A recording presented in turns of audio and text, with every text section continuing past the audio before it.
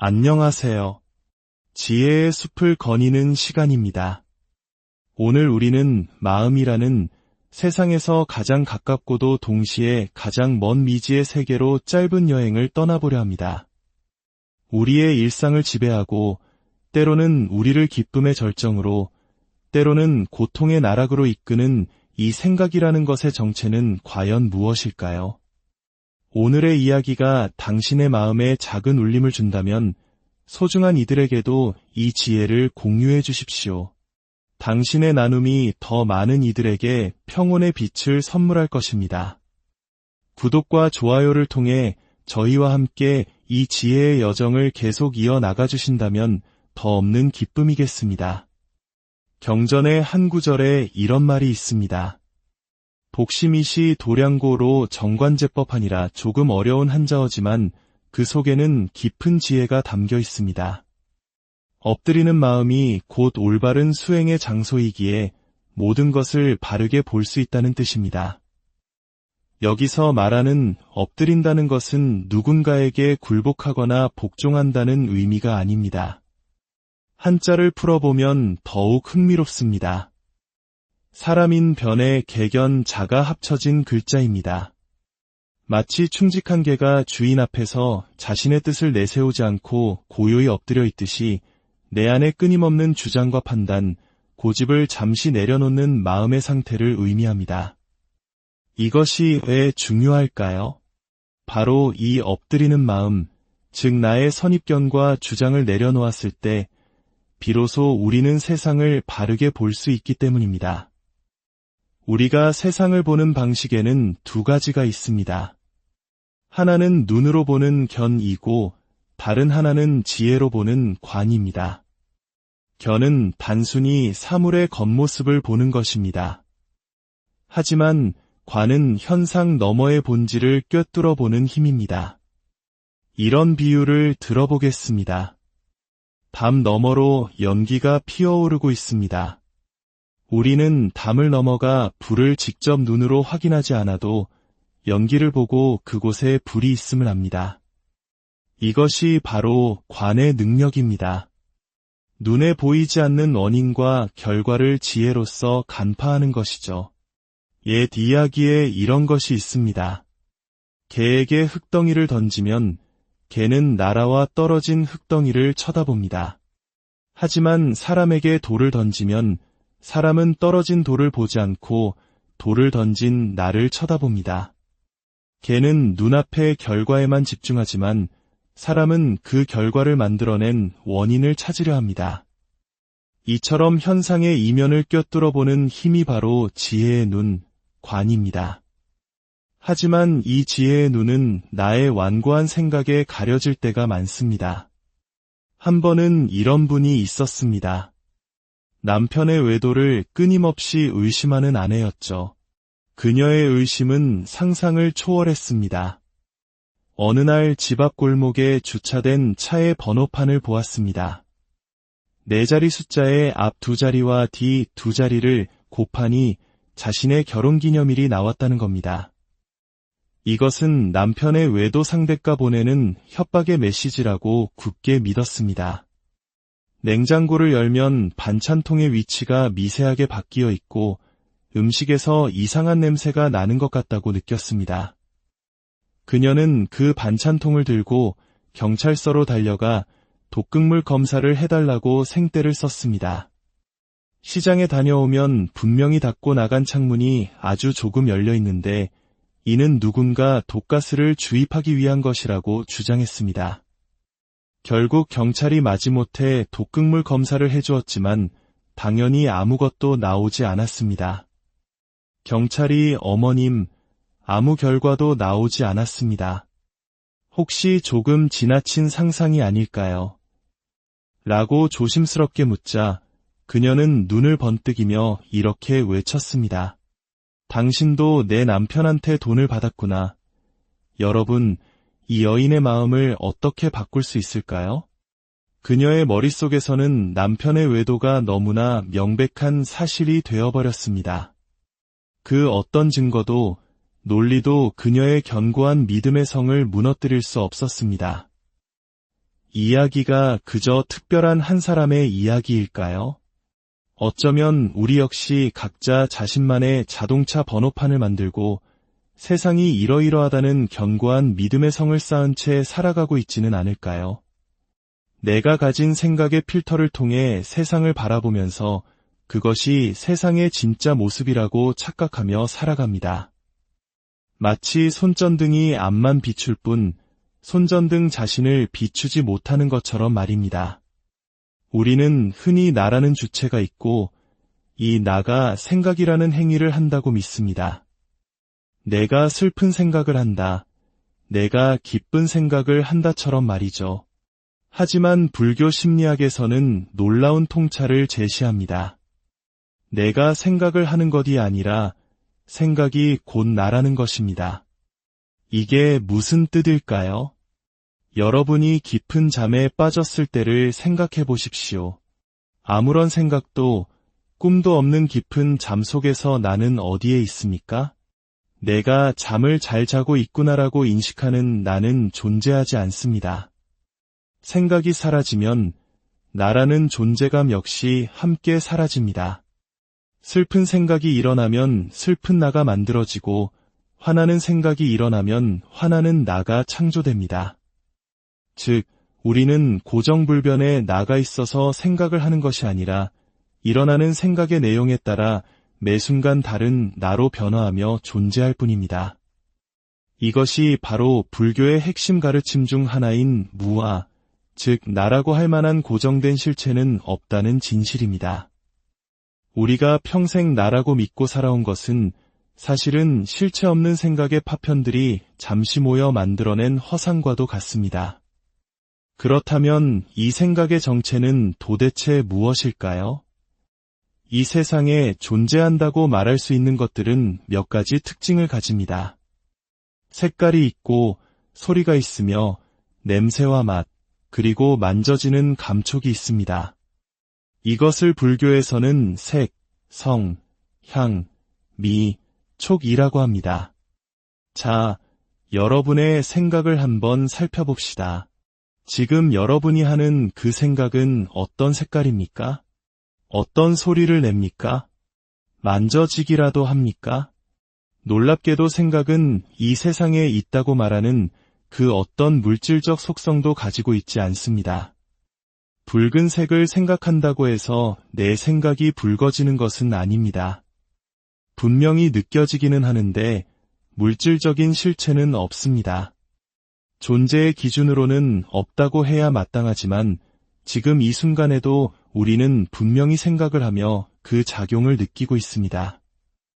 이처럼 있지도 않고 없지도 않은 생각의 신비로운 속성을 경전에서는 묘하다라고 표현합니다. 유명한 묘법연화경의 첫 글자인 묘가 바로 우리 생각의 이 신비로운 본성을 가리키는 말입니다. 기억하십시오. 생각은 느껴지지만 존재하는 것은 아닙니다. 마치 물거품과 같습니다. 분명히 눈앞에 있지만 잡으려고 하면 터져 사라져버립니다. 우리가 생각 때문에 고통받는 이유는 이 물거품 같은 생각을 붙잡고 그것이 나이며 영원한 실체라고 믿기 때문입니다. 그렇다면 우리는 어떻게 해야 할까요? 생각을 억지로 없애려고 노력해야 할까요? 한 젊은 스님이 큰 스님을 찾아가 제자가 되게 해달라고 청했습니다. 스님은 말했습니다. 좋다. 다만 집에 돌아가 목욕을 하되 절대로 원숭이를 생각하지 말거라. 그러면 너를 제자로 받아주겠다. 젊은 스님은 목욕을 하는 내내 무슨 생각을 했을까요? 그는 원숭이를 생각한 것이 아니라 원숭이를 생각하면 안 된다는 생각을 했습니다. 결국 원숭이라는 생각에서 한시도 벗어날 수 없었던 것입니다. 우리의 목표는 생각을 없애는 것이 아닙니다. 그것은 원숭이를 생각하지 않으려는 노력처럼 오히려 그 생각에 더 깊이 얽매이게 할 뿐입니다. 진정한 자유는 생각이란 본래 실체가 없으며 느껴지지만 소유할 수 없는 물거품과 같다는 사실을 아는 데서 시작됩니다. 생각이란 소리 없는 곳에서 소리가 나듯이 생각 없는 고요함 속에서 문득 피어났다가 흔적도 없이 사라지는 것임을 이해하는 것입니다. 고통스러운 생각이 찾아올 때 그 생각과 싸우거나 억누르려 하지 마십시오. 대신 조용히 그 생각을 바라보십시오. 아, 이 생각은 느껴지지만 색깔도 소리도 없는 것, 실체가 없는 것이구나.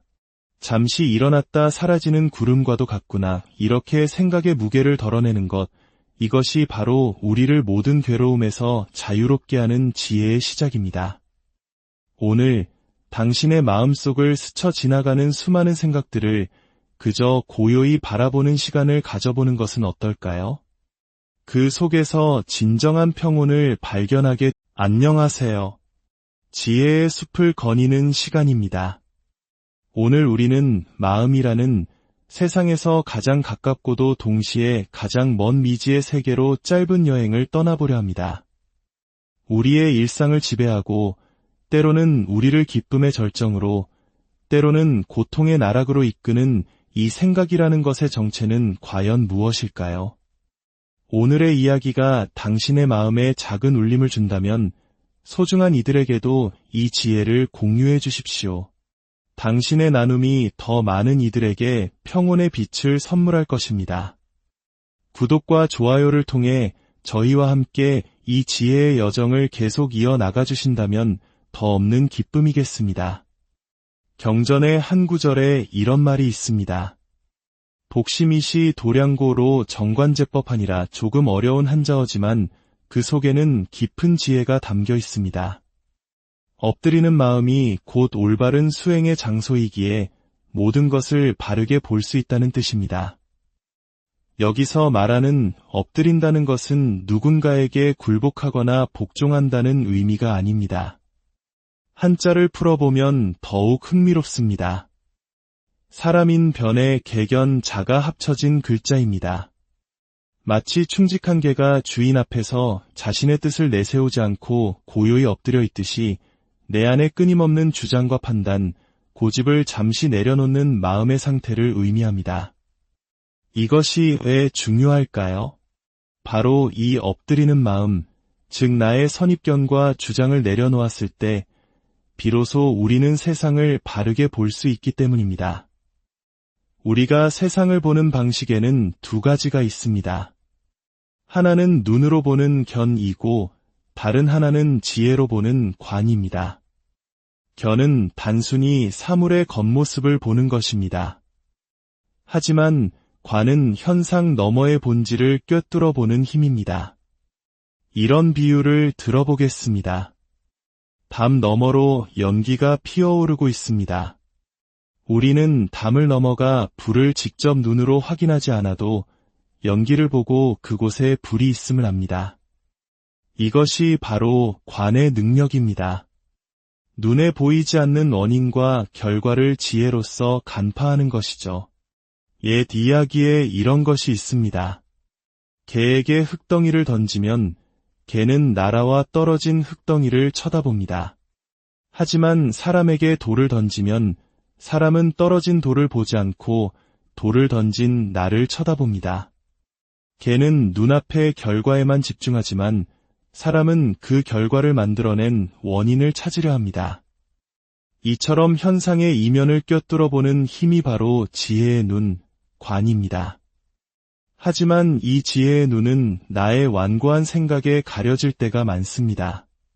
한 번은 이런 분이 있었습니다.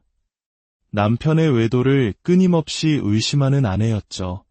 그녀의 의심은 상상을 초월했습니다. 어느 날 집 앞 골목에 주차된 차의 번호판을 보았습니다. 4자리 숫자의 앞 2자리와 뒤 2자리를 곱하니 자신의 결혼기념일이 나왔다는 겁니다.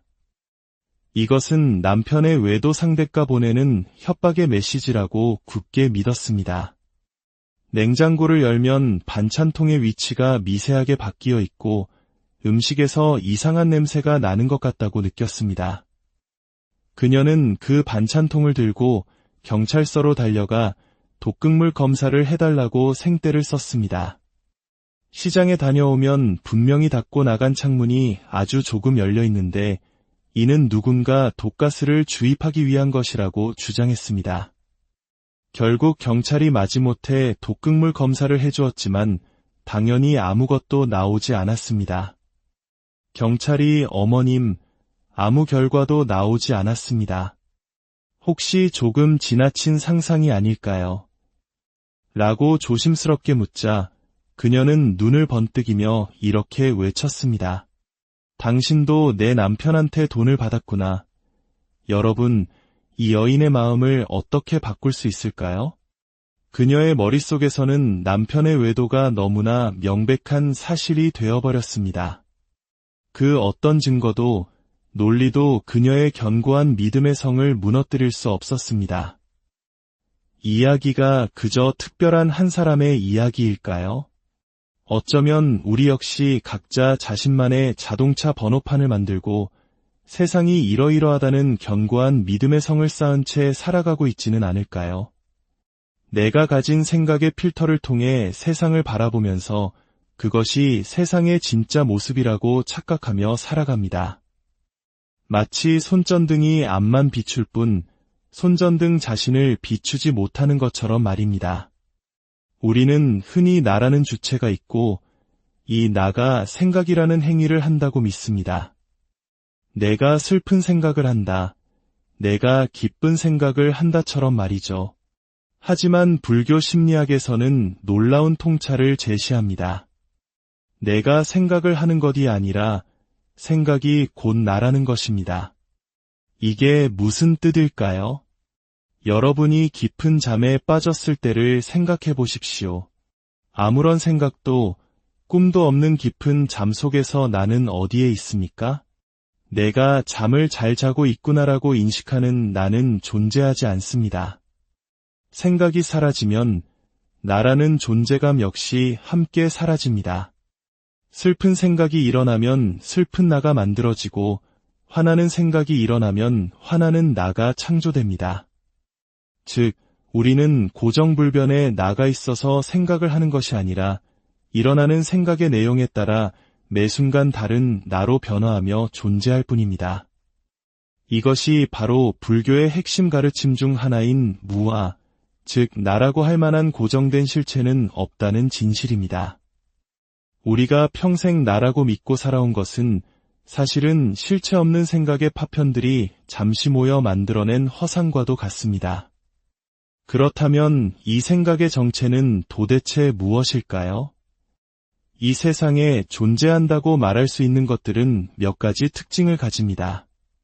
색깔이 있고 소리가 있으며 냄새와 맛, 그리고 만져지는 감촉이 있습니다. 이것을 불교에서는 색, 성, 향, 미, 촉이라고 합니다. 자, 여러분의 생각을 한번 살펴봅시다. 지금 여러분이 하는 그 생각은 어떤 색깔입니까? 어떤 소리를 냅니까? 만져지기라도 합니까? 놀랍게도 생각은 이 세상에 있다고 말하는 그 어떤 물질적 속성도 가지고 있지 않습니다. 붉은색을 생각한다고 해서 내 생각이 붉어지는 것은 아닙니다. 분명히 느껴지기는 하는데 물질적인 실체는 없습니다. 존재의 기준으로는 없다고 해야 마땅하지만 지금 이 순간에도 우리는 분명히 생각을 하며 그 작용을 느끼고 있습니다. 이처럼 있지도 않고 없지도 않은 생각의 신비로운 속성을 경전에서는 묘하다라고 표현합니다. 유명한 묘법연화경의 첫 글자인 묘가 바로 우리 생각의 이 신비로운 본성을 가리키는 말입니다. 기억하십시오. 생각은 느껴지지만 존재하는 것은 아닙니다. 마치 물거품과 같습니다. 분명히 눈앞에 있지만 잡으려고 하면 터져 사라져버립니다. 우리가 생각 때문에 고통받는 이유는 이 물거품 같은 생각을 붙잡고 그것이 나이며 영원한 실체라고 믿기 때문입니다. 그렇다면 우리는 어떻게 해야 할까요? 생각을 억지로 없애려고 노력해야 할까요? 한 젊은 스님이 큰 스님을 찾아가 제자가 되게 해달라고 청했습니다. 스님은 말했습니다. 좋다. 다만 집에 돌아가 목욕을 하되 절대로 원숭이를 생각하지 말 거라. 그러면 너를 제자로 받아주겠다. 젊은 스님은 목욕을 하는 내내 무슨 생각을 했을까요? 그는 원숭이를 생각한 것이 아니라 원숭이를 생각하면 안 된다는 생각을 했습니다. 결국 원숭이라는 생각에서 한시도 벗어날 수 없었던 것입니다. 우리의 목표는 생각을 없애는 것이 아닙니다. 그것은 원숭이를 생각하지 않으려는 노력처럼 오히려 그 생각에 더 깊이 얽매이게 할 뿐입니다. 진정한 자유는 생각이란 본래 실체가 없으며 느껴지지만 소유할 수 없는 물거품과 같다는 사실을 아는 데서 시작됩니다.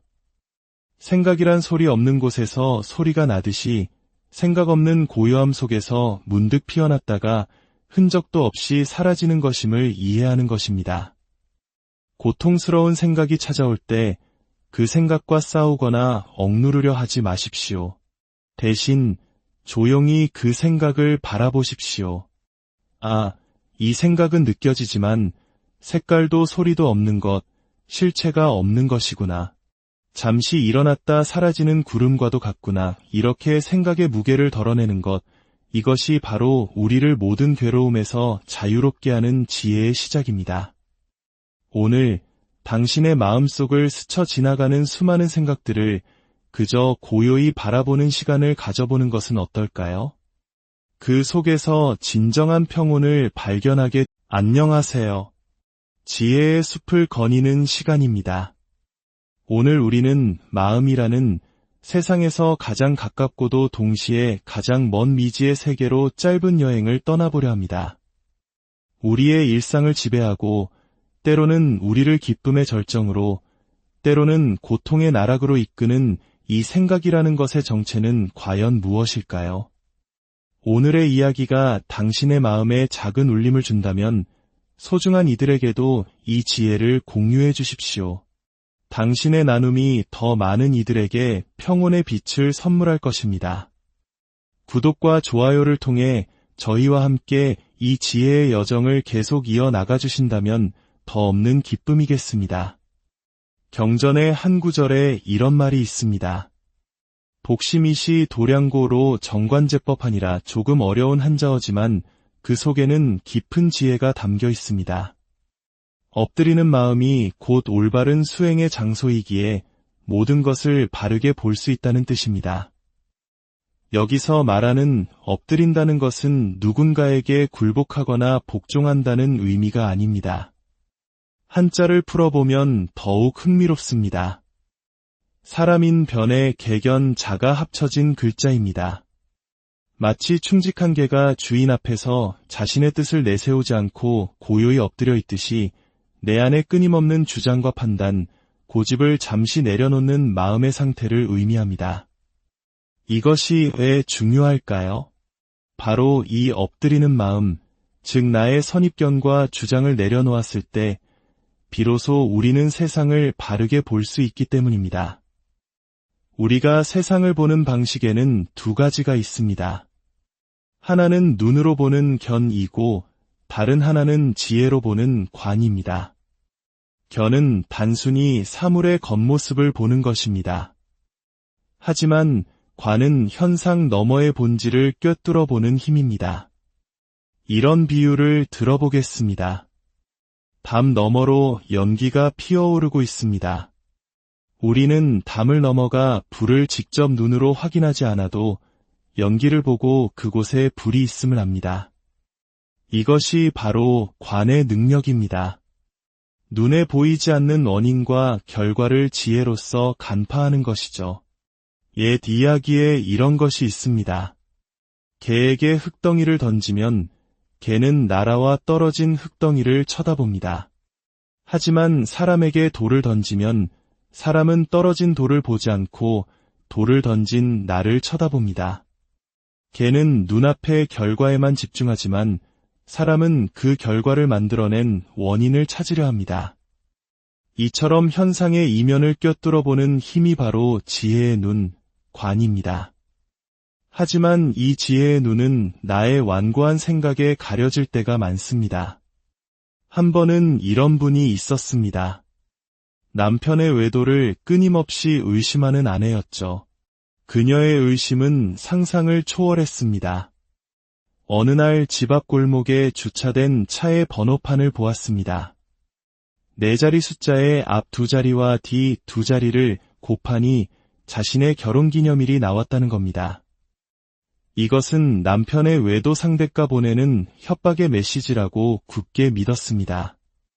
냉장고를 열면 반찬통의 위치가 미세하게 바뀌어 있고 음식에서 이상한 냄새가 나는 것 같다고 느꼈습니다.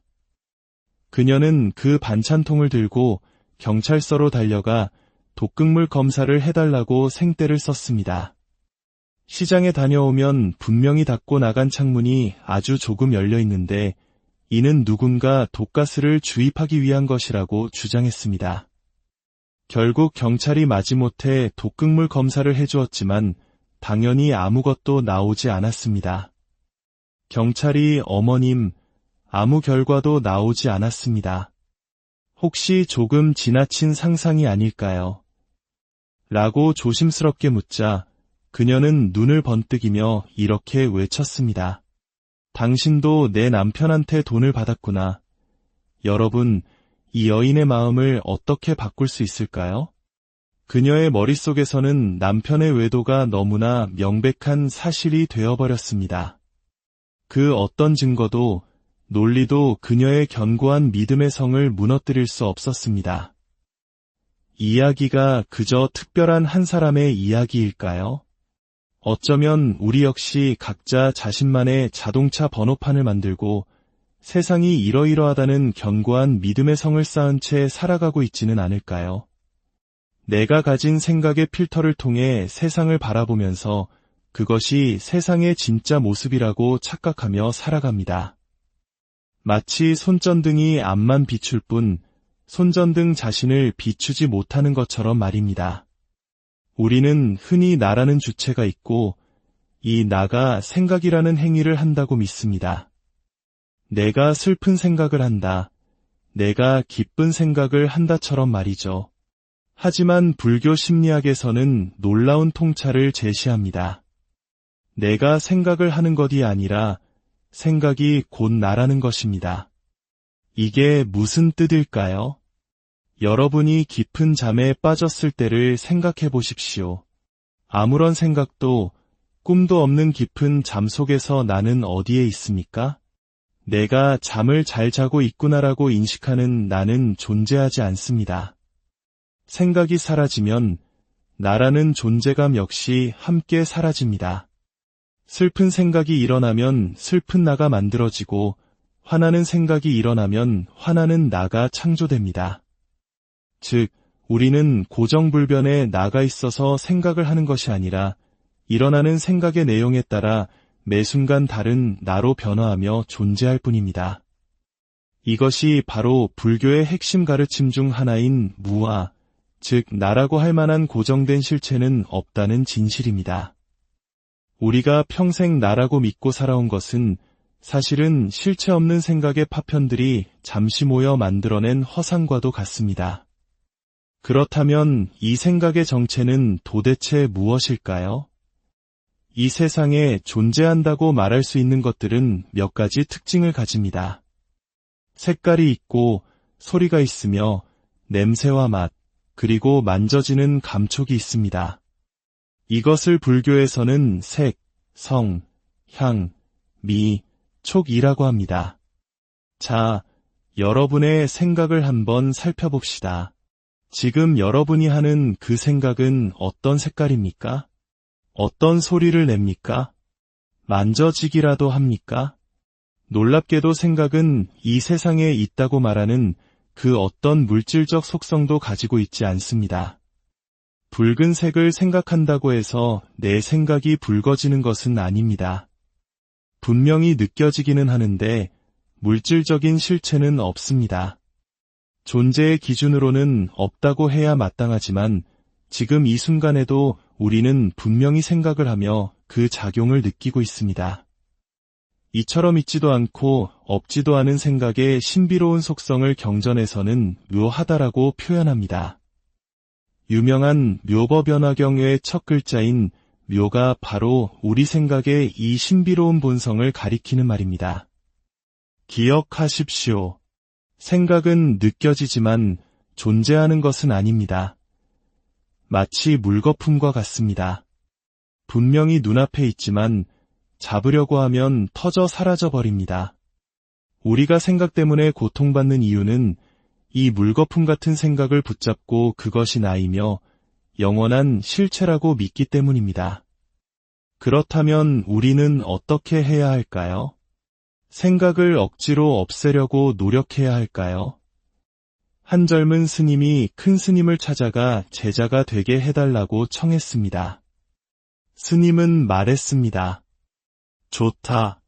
다만 집에 돌아가 목욕을 하되 절대로 원숭이를 생각하지 말거라.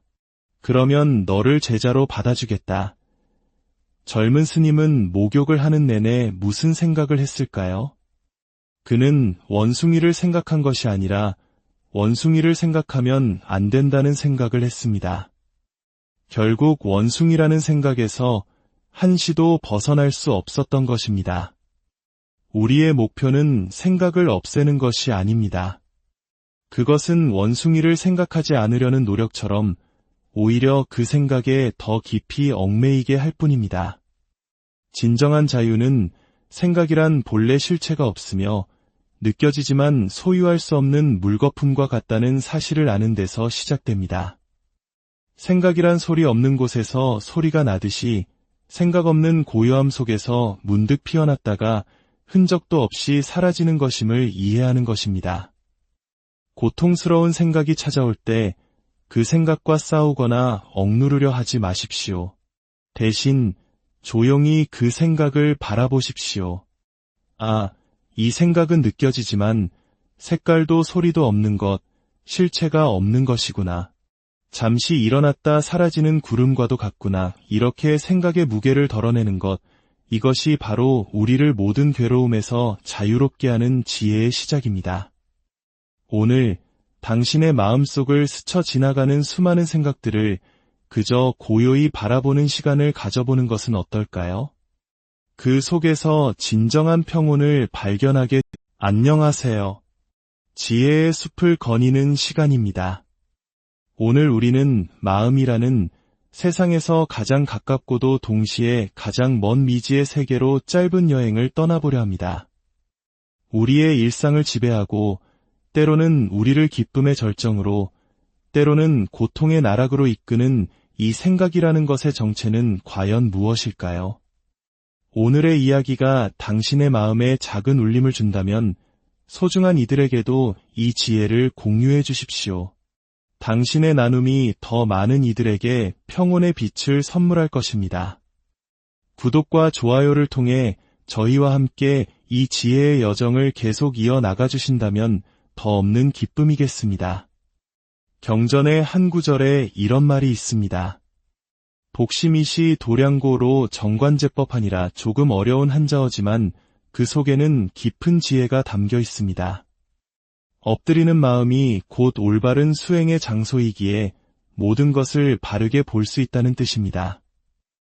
여기서 말하는 엎드린다는 것은 누군가에게 굴복하거나 복종한다는 의미가 아닙니다. 한자를 풀어보면 더욱 흥미롭습니다. 사람인 변에 개견 자가 합쳐진 글자입니다. 마치 충직한 개가 주인 앞에서 자신의 뜻을 내세우지 않고 고요히 엎드려 있듯이 내 안에 끊임없는 주장과 판단, 고집을 잠시 내려놓는 마음의 상태를 의미합니다. 이것이 왜 중요할까요? 바로 이 엎드리는 마음, 즉 나의 선입견과 주장을 내려놓았을 때 비로소 우리는 세상을 바르게 볼 수 있기 때문입니다. 우리가 세상을 보는 방식에는 두 가지가 있습니다. 하나는 눈으로 보는 견이고 다른 하나는 지혜로 보는 관입니다. 견은 단순히 사물의 겉모습을 보는 것입니다. 하지만 관은 현상 너머의 본질을 꿰뚫어 보는 힘입니다. 이런 비유를 들어보겠습니다. 담 너머로 연기가 피어오르고 있습니다. 우리는 담을 넘어가 불을 직접 눈으로 확인하지 않아도 연기를 보고 그곳에 불이 있음을 압니다. 이것이 바로 관의 능력입니다. 눈에 보이지 않는 원인과 결과를 지혜로서 간파하는 것이죠. 옛 이야기에 이런 것이 있습니다. 개에게 흙덩이를 던지면 개는 나라와 떨어진 흙덩이를 쳐다봅니다. 하지만 사람에게 돌을 던지면 사람은 떨어진 돌을 보지 않고 돌을 던진 나를 쳐다봅니다. 개는 눈앞의 결과에만 집중하지만 사람은 그 결과를 만들어낸 원인을 찾으려 합니다. 이처럼 현상의 이면을 꿰뚫어 보는 힘이 바로 지혜의 눈, 관입니다. 하지만 이 지혜의 눈은 나의 완고한 생각에 가려질 때가 많습니다. 한 번은 이런 분이 있었습니다. 남편의 외도를 끊임없이 의심하는 아내였죠. 그녀의 의심은 상상을 초월했습니다. 어느 날 집 앞 골목에 주차된 차의 번호판을 보았습니다. 4자리 숫자의 앞 2자리와 뒤 2자리를 곱하니 자신의 결혼기념일이 나왔다는 겁니다. 이것은 남편의 외도 상대가 보내는 협박의 메시지라고 굳게 믿었습니다. 냉장고를 열면 반찬통의 위치가 미세하게 바뀌어 있고 음식에서 이상한 냄새가 나는 것 같다고 느꼈습니다. 그녀는 그 반찬통을 들고 경찰서로 달려가 독극물 검사를 해달라고 생떼를 썼습니다. 시장에 다녀오면 분명히 닫고 나간 창문이 아주 조금 열려 있는데 이는 누군가 독가스를 주입하기 위한 것이라고 주장했습니다. 결국 경찰이 마지못해 독극물 검사를 해주었지만 당연히 아무것도 나오지 않았습니다. 경찰이 어머님, 아무 결과도 나오지 않았습니다. 혹시 조금 지나친 상상이 아닐까요? 라고 조심스럽게 묻자 그녀는 눈을 번뜩이며 이렇게 외쳤습니다. 당신도 내 남편한테 돈을 받았구나. 여러분, 이 여인의 마음을 어떻게 바꿀 수 있을까요? 그녀의 머릿속에서는 남편의 외도가 너무나 명백한 사실이 되어버렸습니다. 그 어떤 증거도 논리도 그녀의 견고한 믿음의 성을 무너뜨릴 수 없었습니다. 이야기가 그저 특별한 한 사람의 이야기일까요? 어쩌면 우리 역시 각자 자신만의 자동차 번호판을 만들고 세상이 이러이러하다는 견고한 믿음의 성을 쌓은 채 살아가고 있지는 않을까요? 내가 가진 생각의 필터를 통해 세상을 바라보면서 그것이 세상의 진짜 모습이라고 착각하며 살아갑니다. 마치 손전등이 앞만 비출 뿐 손전등 자신을 비추지 못하는 것처럼 말입니다. 우리는 흔히 나라는 주체가 있고 이 나가 생각이라는 행위를 한다고 믿습니다. 내가 슬픈 생각을 한다. 내가 기쁜 생각을 한다처럼 말이죠. 하지만 불교 심리학에서는 놀라운 통찰을 제시합니다. 내가 생각을 하는 것이 아니라 생각이 곧 나라는 것입니다. 이게 무슨 뜻일까요? 여러분이 깊은 잠에 빠졌을 때를 생각해 보십시오. 아무런 생각도 꿈도 없는 깊은 잠 속에서 나는 어디에 있습니까? 내가 잠을 잘 자고 있구나라고 인식하는 나는 존재하지 않습니다. 생각이 사라지면 나라는 존재감 역시 함께 사라집니다. 슬픈 생각이 일어나면 슬픈 나가 만들어지고 화나는 생각이 일어나면 화나는 나가 창조됩니다. 즉, 우리는 고정불변에 나가 있어서 생각을 하는 것이 아니라 일어나는 생각의 내용에 따라 매 순간 다른 나로 변화하며 존재할 뿐입니다. 이것이 바로 불교의 핵심 가르침 중 하나인 무아, 즉 나라고 할 만한 고정된 실체는 없다는 진실입니다. 우리가 평생 나라고 믿고 살아온 것은 사실은 실체 없는 생각의 파편들이 잠시 모여 만들어낸 허상과도 같습니다. 그렇다면 이 생각의 정체는 도대체 무엇일까요? 이 세상에 존재한다고 말할 수 있는 것들은 몇 가지 특징을 가집니다.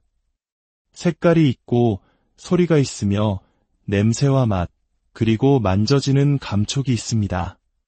이것을 불교에서는 색, 성, 향, 미, 촉이라고 합니다. 자, 여러분의 생각을 한번 살펴봅시다. 지금 여러분이 하는 그 생각은 어떤 색깔입니까? 어떤 소리를 냅니까? 만져지기라도 합니까? 놀랍게도 생각은 이 세상에 있다고 말하는 그 어떤 물질적 속성도 가지고 있지 않습니다. 붉은색을 생각한다고 해서 내 생각이 붉어지는 것은 아닙니다. 분명히 느껴지기는 하는데 물질적인 실체는 없습니다. 존재의 기준으로는 없다고 해야 마땅하지만 지금 이 순간에도 우리는 분명히 생각을 하며 그 작용을 느끼고 있습니다. 이처럼 있지도 않고 없지도 않은 생각의 신비로운 속성을 경전에서는 묘하다라고 표현합니다. 유명한 묘법연화경의 첫 글자인 묘가 바로 우리 생각의 이 신비로운 본성을 가리키는 말입니다. 기억하십시오. 생각은 느껴지지만 존재하는 것은 아닙니다. 마치 물거품과 같습니다. 분명히 눈앞에 있지만 잡으려고 하면 터져 사라져버립니다. 우리가 생각 때문에 고통받는 이유는 이 물거품 같은 생각을 붙잡고 그것이 나이며 영원한 실체라고 믿기 때문입니다. 그렇다면 우리는 어떻게 해야 할까요? 생각을 억지로 없애려고 노력해야 할까요? 한 젊은 스님이 큰 스님을 찾아가 제자가 되게 해달라고 청했습니다. 스님은 말했습니다. 좋다. 다만 집에 돌아가 목욕을 하되 절대로 원숭이를 생각하지 말 거라. 그러면 너를 제자로 받아주겠다. 젊은 스님은 목욕을 하는 내내 무슨 생각을 했을까요? 그는 원숭이를 생각한 것이 아니라 원숭이를 생각하면 안 된다는 생각을 했습니다. 결국 원숭이라는 생각에서 한시도 벗어날 수 없었던 것입니다. 우리의 목표는 생각을 없애는 것이 아닙니다. 그것은 원숭이를 생각하지 않으려는 노력처럼 오히려 그 생각에 더 깊이 얽매이게 할 뿐입니다. 진정한 자유는 생각이란 본래 실체가 없으며 느껴지지만 소유할 수 없는 물거품과 같다는 사실을 아는 데서 시작됩니다. 생각이란 소리 없는 곳에서 소리가 나듯이 생각 없는 고요함 속에서 문득 피어났다가 흔적도 없이 사라지는 것임을 이해하는 것입니다. 고통스러운 생각이 찾아올 때 그 생각과 싸우거나 억누르려 하지 마십시오. 대신 조용히 그 생각을 바라보십시오. 아, 이 생각은 느껴지지만 색깔도 소리도 없는 것, 실체가 없는 것이구나. 잠시 일어났다 사라지는 구름과도 같구나. 이렇게 생각의 무게를 덜어내는 것, 이것이 바로 우리를 모든 괴로움에서 자유롭게 하는 지혜의 시작입니다. 오늘 당신의 마음속을 스쳐 지나가는 수많은 생각들을 그저 고요히 바라보는 시간을 가져보는 것은 어떨까요? 그 속에서 진정한 평온을 발견하게. 안녕하세요. 지혜의 숲을 거니는 시간입니다. 오늘 우리는 마음이라는 세상에서 가장 가깝고도 동시에 가장 먼 미지의 세계로 짧은 여행을 떠나보려 합니다.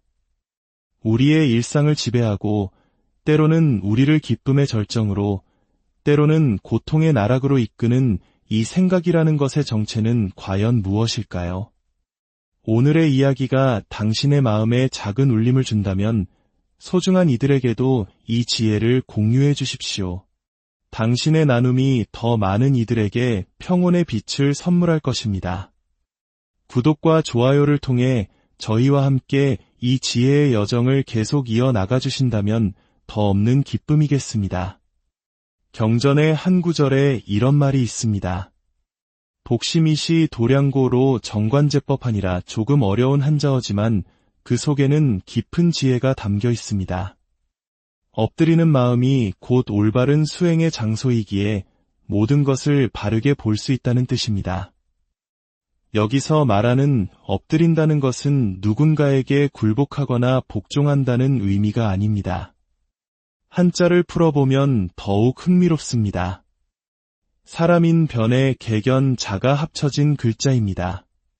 마치 충직한 개가 주인 앞에서 자신의 뜻을 내세우지 않고 고요히 엎드려 있듯이 내 안에 끊임없는 주장과 판단, 고집을 잠시 내려놓는 마음의 상태를 의미합니다. 이것이 왜 중요할까요?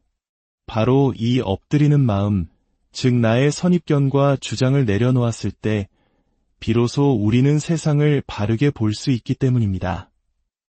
우리가 세상을 보는 방식에는 두 가지가 있습니다. 하나는 눈으로 보는 견이고 다른 하나는 지혜로 보는 관입니다. 견은 단순히 사물의 겉모습을 보는 것입니다.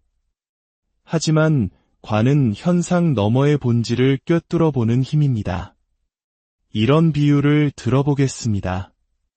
담 너머로 연기가 피어오르고 있습니다.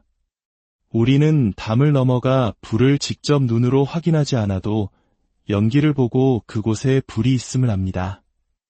이것이 바로 관의 능력입니다. 눈에 보이지 않는 원인과 결과를 지혜로서 간파하는 것이죠. 옛 이야기에 이런 것이 있습니다. 개에게 흙덩이를 던지면 개는 날아와 떨어진 흙덩이를 쳐다봅니다. 하지만 사람에게 돌을 던지면 사람은 떨어진 돌을 보지 않고 돌을 던진 나를 쳐다봅니다. 개는 눈앞의 결과에만 집중하지만 사람은 그 결과를 만들어낸 원인을 찾으려 합니다. 이처럼 현상의 이면을 꿰뚫어 보는 힘이 바로 지혜의 눈, 관입니다.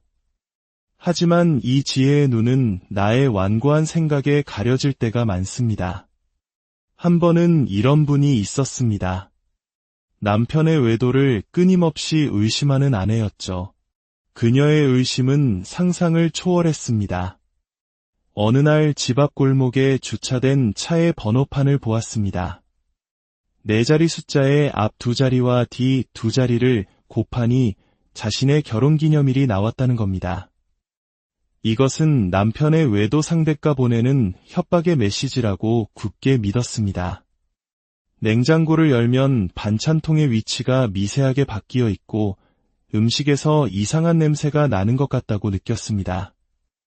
그녀는 그 반찬통을 들고 경찰서로 달려가 독극물 검사를 해달라고 생떼를 썼습니다. 시장에 다녀오면 분명히 닫고 나간 창문이 아주 조금 열려 있는데 이는 누군가 독가스를 주입하기 위한 것이라고 주장했습니다.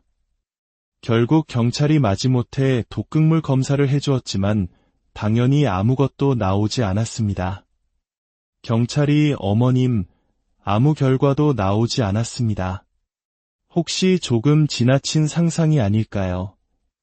라고 조심스럽게 묻자 그녀는 눈을 번뜩이며 이렇게 외쳤습니다.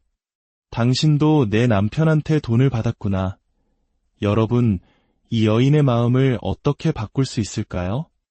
그녀의 머릿속에서는 남편의 외도가 너무나 명백한 사실이 되어버렸습니다.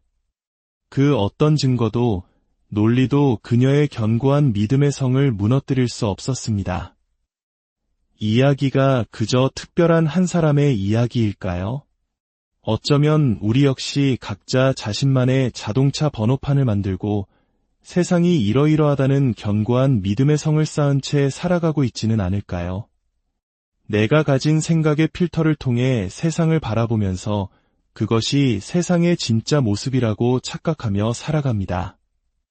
마치 손전등이 앞만 비출 뿐 손전등 자신을 비추지 못하는 것처럼 말입니다. 우리는 흔히 나라는 주체가 있고 이 나가 생각이라는 행위를 한다고 믿습니다. 내가 슬픈 생각을 한다. 내가 기쁜 생각을 한다처럼 말이죠. 하지만 불교 심리학에서는 놀라운 통찰을 제시합니다. 내가 생각을 하는 것이 아니라 생각이 곧 나라는 것입니다. 이게 무슨 뜻일까요? 여러분이 깊은 잠에 빠졌을 때를 생각해 보십시오. 아무런 생각도 꿈도 없는 깊은 잠 속에서 나는 어디에 있습니까? 내가 잠을 잘 자고 있구나라고 인식하는 나는 존재하지 않습니다. 생각이 사라지면 나라는 존재감 역시 함께 사라집니다. 슬픈 생각이 일어나면 슬픈 나가 만들어지고 화나는 생각이 일어나면 화나는 나가 창조됩니다. 즉, 우리는 고정불변에 나가 있어서 생각을 하는 것이 아니라 일어나는 생각의 내용에 따라 매 순간 다른 나로 변화하며 존재할 뿐입니다. 이것이 바로 불교의 핵심 가르침 중 하나인 무아, 즉 나라고 할 만한 고정된 실체는 없다는 진실입니다. 우리가 평생 나라고 믿고 살아온 것은 사실은 실체 없는 생각의 파편들이 잠시 모여 만들어낸 허상과도 같습니다. 그렇다면 이 생각의 정체는 도대체 무엇일까요? 이 세상에 존재한다고 말할 수 있는 것들은 몇 가지 특징을 가집니다. 색깔이 있고 소리가 있으며 냄새와 맛, 그리고 만져지는 감촉이 있습니다. 이것을 불교에서는 색, 성, 향, 미, 촉이라고 합니다. 자, 여러분의 생각을 한번 살펴봅시다. 지금 여러분이 하는 그 생각은 어떤 색깔입니까? 어떤 소리를 냅니까? 만져지기라도 합니까? 놀랍게도 생각은 이 세상에 있다고 말하는 그 어떤 물질적 속성도 가지고 있지 않습니다. 붉은색을 생각한다고 해서 내 생각이 붉어지는 것은 아닙니다. 분명히 느껴지기는 하는데 물질적인 실체는 없습니다. 존재의 기준으로는 없다고 해야 마땅하지만 지금 이 순간에도 우리는 분명히 생각을 하며 그 작용을 느끼고 있습니다. 이처럼 있지도 않고 없지도 않은 생각의 신비로운 속성을 경전에서는 묘하다라고 표현합니다. 유명한 묘법연화경의 첫 글자인 묘가 바로 우리 생각의 이 신비로운 본성을 가리키는 말입니다. 기억하십시오. 생각은 느껴지지만 존재하는 것은 아닙니다. 마치 물거품과 같습니다. 분명히 눈앞에 있지만 잡으려고 하면 터져 사라져 버립니다. 우리가 생각 때문에 고통받는 이유는 이 물거품 같은 생각을 붙잡고 그것이 나이며 영원한 실체라고 믿기 때문입니다. 그렇다면 우리는 어떻게 해야 할까요? 생각을 억지로 없애려고 노력해야 할까요? 한 젊은 스님이 큰 스님을 찾아가 제자가 되게 해달라고 청했습니다. 스님은 말했습니다. 좋다. 다만 집에 돌아가 목욕을 하되 절대로 원숭이를 생각하지 말거라. 그러면 너를 제자로 받아주겠다. 젊은 스님은 목욕을 하는 내내 무슨 생각을 했을까요? 그는 원숭이를 생각한 것이 아니라 원숭이를 생각하면 안 된다는 생각을 했습니다. 결국 원숭이라는 생각에서 한시도 벗어날 수 없었던 것입니다. 우리의 목표는 생각을 없애는 것이 아닙니다. 그것은 원숭이를 생각하지 않으려는 노력처럼 오히려 그 생각에 더 깊이 얽매이게 할 뿐입니다. 진정한 자유는 생각이란 본래 실체가 없으며 느껴지지만 소유할 수 없는 물거품과 같다는 사실을 아는 데서 시작됩니다. 생각이란 소리 없는 곳에서 소리가 나듯이 생각 없는 고요함 속에서 문득 피어났다가 흔적도 없이 사라지는 것임을 이해하는 것입니다. 고통스러운 생각이 찾아올 때 그 생각과 싸우거나 억누르려 하지 마십시오. 대신 조용히 그 생각을 바라보십시오. 아, 이 생각은 느껴지지만 색깔도 소리도 없는 것, 실체가 없는 것이구나. 잠시 일어났다 사라지는 구름과도 같구나. 이렇게 생각의 무게를 덜어내는 것, 이것이 바로 우리를 모든 괴로움에서 자유롭게 하는 지혜의 시작입니다. 오늘 당신의 마음속을 스쳐 지나가는 수많은 생각들을 그저 고요히 바라보는 시간을 가져보는 것은 어떨까요? 그 속에서 진정한 평온을 발견하게. 안녕하세요. 지혜의 숲을 거니는 시간입니다. 오늘 우리는 마음이라는 세상에서 가장 가깝고도 동시에 가장 먼 미지의 세계로 짧은 여행을 떠나보려 합니다.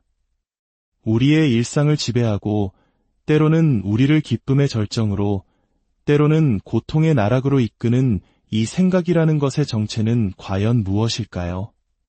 오늘의 이야기가 당신의 마음에 작은 울림을 준다면 소중한 이들에게도 이 지혜를 공유해 주십시오.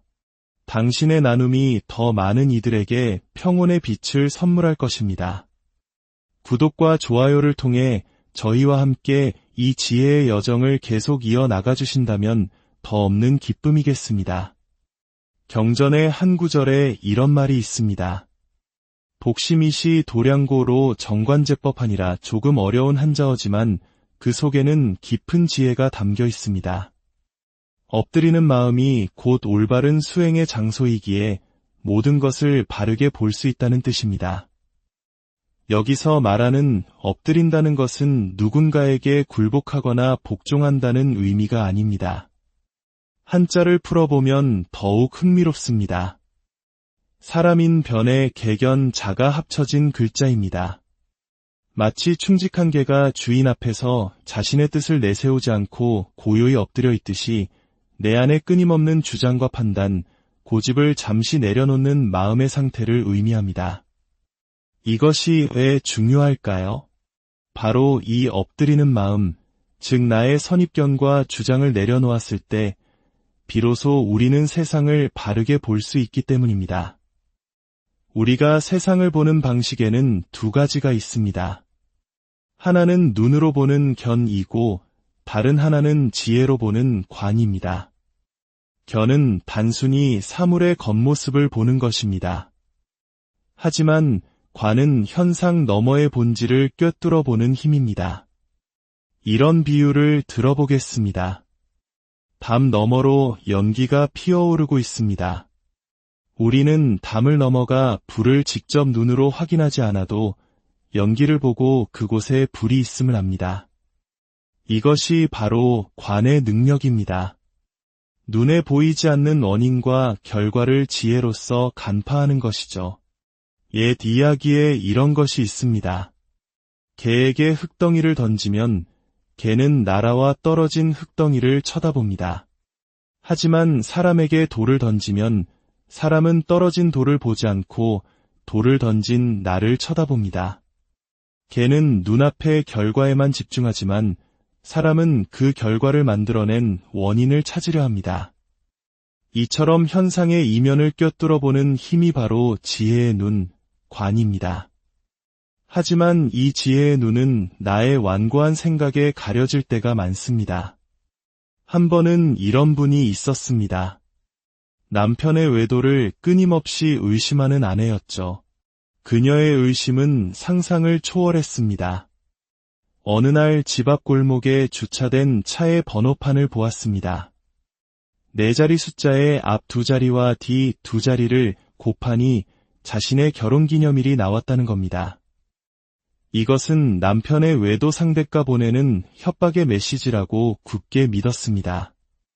냉장고를 열면 반찬통의 위치가 미세하게 바뀌어 있고 음식에서 이상한 냄새가 나는 것 같다고 느꼈습니다. 그녀는 그 반찬통을 들고 경찰서로 달려가 독극물 검사를 해달라고 생떼를 썼습니다. 시장에 다녀오면 분명히 닫고 나간 창문이 아주 조금 열려 있는데 이는 누군가 독가스를 주입하기 위한 것이라고 주장했습니다. 결국 경찰이 마지못해 독극물 검사를 해주었지만 당연히 아무것도 나오지 않았습니다. 경찰이 어머님, 아무 결과도 나오지 않았습니다. 혹시 조금 지나친 상상이 아닐까요? 라고 조심스럽게 묻자 그녀는 눈을 번뜩이며 이렇게 외쳤습니다. 당신도 내 남편한테 돈을 받았구나. 여러분, 이 여인의 마음을 어떻게 바꿀 수 있을까요? 그녀의 머릿속에서는 남편의 외도가 너무나 명백한 사실이 되어버렸습니다. 그 어떤 증거도 논리도 그녀의 견고한 믿음의 성을 무너뜨릴 수 없었습니다. 이야기가 그저 특별한 한 사람의 이야기일까요? 어쩌면 우리 역시 각자 자신만의 자동차 번호판을 만들고 세상이 이러이러하다는 견고한 믿음의 성을 쌓은 채 살아가고 있지는 않을까요? 내가 가진 생각의 필터를 통해 세상을 바라보면서 그것이 세상의 진짜 모습이라고 착각하며 살아갑니다. 마치 손전등이 앞만 비출 뿐 손전등 자신을 비추지 못하는 것처럼 말입니다.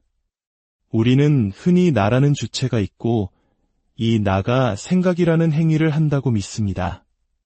내가 슬픈 생각을 한다. 내가 기쁜 생각을